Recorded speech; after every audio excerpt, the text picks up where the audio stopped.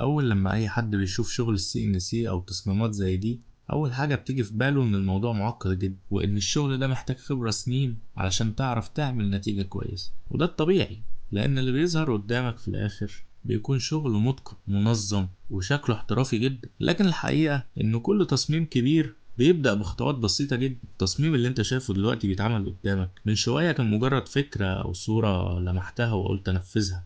في البداية بنحدد الابعاد، بعد كده بنرسم الخطوط الأساسية، وبعد كده بنبدأ نضيف التفاصيل لحد ما الشكل النهائي يبدأ يظهر. الجميل في الموضوع إن اللي بيبان معقد هو في الحقيقة مجرد خطوات بسيطة مترتبة صح. المشكلة إن في ناس كتير بتحاول تدخل المجال ده بطريقة عشوائية، مرة تتعلم من فيديو، مرة من شرح ناقص، ومرة تجرب لوحدها، وفي الآخر تلاقي نفسها تعبت وقت طويل جدا من غير ما توصل لنتيجة حقيقية. وده اللي بيخلي ناس كتير تفكر إن المجال صعب، مع ان الحقيقة ان المشكلة مش في المجال، المشكلة في طريقة التعلم.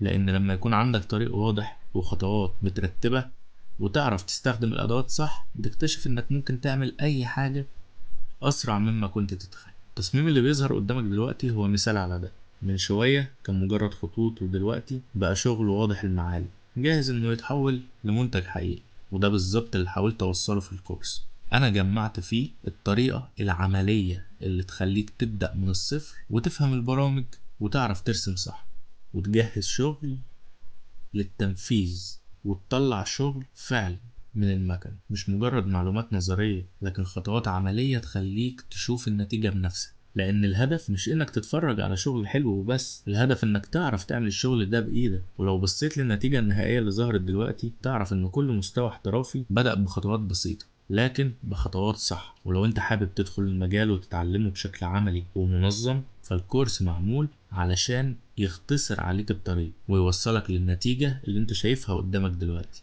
ابدأ صح، ووفر على نفسك وقت طويل من التجربة العشوائية، وخلي خطواتك من البداية توصلك لنتيجة حقيقية. أنا المهندس فيكتور ميشيل، وهو ده كورس احتراف السي ان سي.